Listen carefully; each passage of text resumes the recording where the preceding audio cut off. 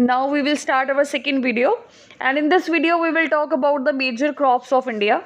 Fine, we know that in our India there is agriculture land and lots of crops are grown over there.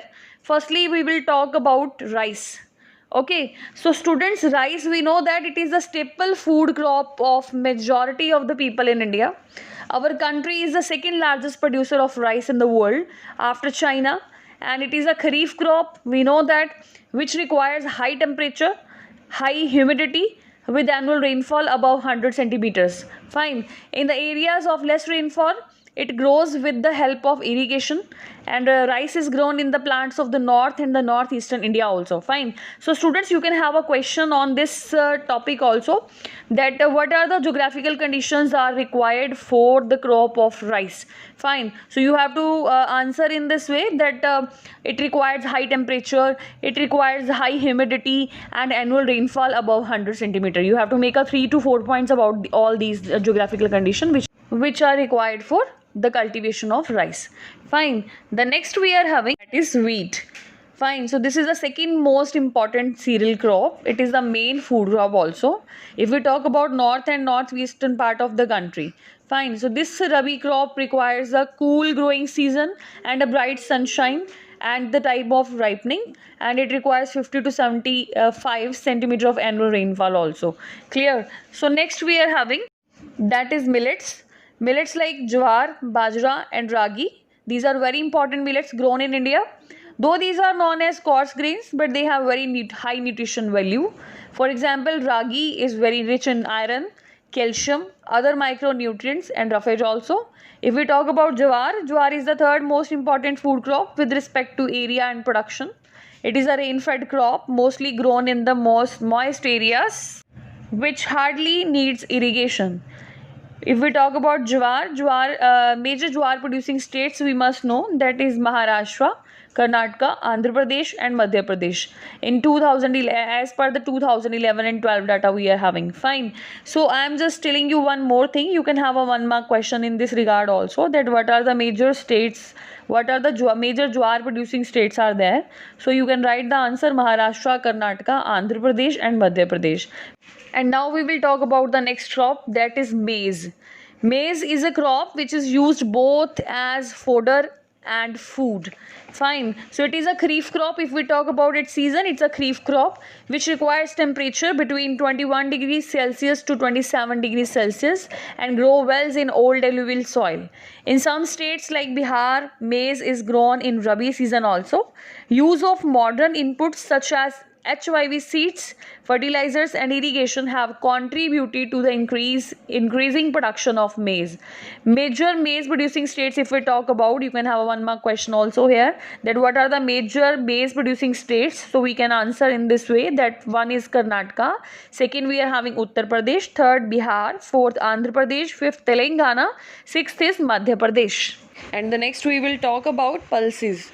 Okay, so India is the large producer as well as the consumer of pulses in the world. We use different pulses in our home also as our food, and these are the major sources of protein in a vegetarian diet. Major pulses that are grown in India are tur, urad, moong, masoor, peas, etc. Pulses need less moisture and survive even in dry conditions. Being leguminous crops, now I'm just telling you leguminous. What is the meaning of leguminous? Leguminous means the particular crop which is having a seed in it. Okay, so it is a leguminous crops. All these crops except arhar help in restoring soil fertility by fixing nitrogen from the air. And therefore, these are mostly grown in rotation with other crops. And the next is we are having food crops other than grains. Fine. If we talk about sugarcane is a tropical as well as subtropical crop. It grows well in hot and humid climate with a temperature of 21 degrees Celsius to 27 degrees Celsius, and an annual rainfall between 75 centimeter is required by sugarcane, and 100 centimeter, we can say that 27 centimeter and 100 centimeter. Irrigation, if we talk about irrigation is required in the regions of low rainfall only. It can be grown on a variety of soils and needs manual labor from sowing of harvesting. And India is the second largest producer of sugarcane only after Brazil. You can have a 1 mark question in this regard also. Next we are having oil seeds. You can see on the screen also. Oil seeds means the crops which produce oil or gives us a oil. Fine. So India was the second largest producer of groundnut in the world after China. It was a data of 2008. In rapeseed production, India was third largest producer in the world after Canada and China. And different oil seeds are grown, covering approximately 12% of the total cropped area of the country. Main oil seeds produced in India are mustard, coconut, sesame, till, soybean, castor seeds, cotton seeds, linseed seeds, and sunflower. Most of these are edible and used as cooking medium. However, some of these are also used as raw material in the production of soap, cosmetic, and ointment also. If we talk about groundnut, it is a kharif crop and accounts for about half of the major oil seeds produced in the country. Next we are having tea. Tea cultivation is an example of plantation agriculture. It is also an important beverage crop also. You can have a 1 mark question about beverage crops also, that what are the beverage crops. You have to answer tea and coffee. Beverage crops means the crops which are having a production, or we can say that their product is in a liquid form. We use in a liquid form. Fine. So beverage crop, the examples of beverage crops are tea and coffee. So tea, if we talk about, it is introduced in India initially by British. Today, most of the tea plantation are owned by Indians, and the tea plant grows well in tropical and subtropical climate, endowed with deep and fertile, well-drained soil. It is rich in humus and organic matter also. If we talk about tea bushes, these require warm and most frost-free climate all through the year, and frequent shower evenly distributed over the year ensure continuous growth of tender leaves. After tea, we are having coffee also. Coffee, if we talk about, in 2008, India produced 3.2% of the world coffee production. India coffee is known in the world for its good quality also. The Arabica variety, initially brought from Yemen, is produced in the country. This variety is in great demand all over the world. Initially, its cultivation was introduced on the Baba Budan Hills, and even today its cultivation is confined to the Nilgiri in Karnataka, Kerala and Tamil Nadu also. Fine. So this was all about the coffee. And if we talk about the geographical conditions about coffee, actually in the exam lots of time it comes like geographical conditions are asked about tea and rice, wheat, and if we talk about sugar cane, and sometimes they can ask about maize also. After coffee, we are having a non-food crops also, and under non-food crops we will talk about rubber. Rubber is an equatorial crop, but under special condition it is also grown in tropical and subtropical areas. It requires moist and humid climate and rainfall of more than 200 centimeter, and temperature it is required above 25 degrees Celsius. If we talk about rubber, rubber is an important industrial raw material. It is mainly grown in Kerala and Tamil Nadu, Karnataka, etc. And next we will talk about fiber crops. Fiber crops, cotton, jute, hemp, and natural silk are the four major fiber crops grown in India. The first three are derived from the crops grown in the soil, and the later is obtained from cocoons of the silkworm. You all are familiar with the silkworm, fed on green leaves, especially mulberry. And rearing of silkworms for the production of silk fiber is known as sericulture. About these terms we have already talked. Next, under the fiber crops we are having cotton. Cotton is believed to be the original home of the cotton plant.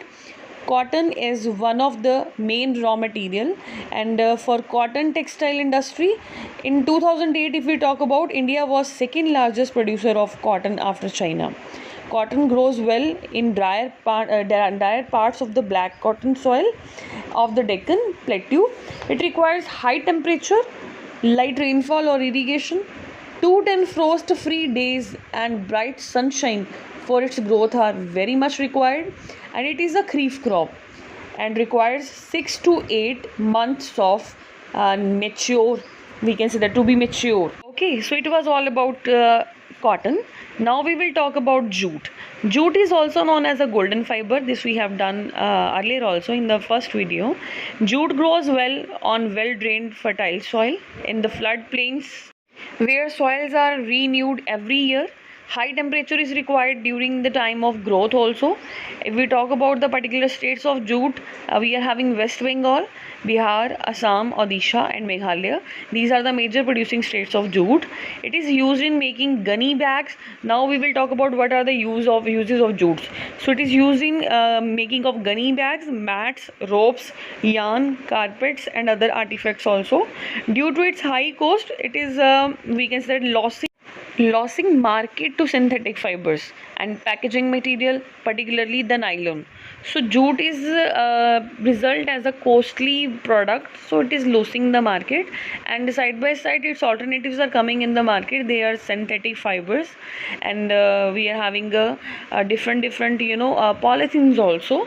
But now the government has taken action. It has banned all type of polythenes, and now the jutes are again in the demand.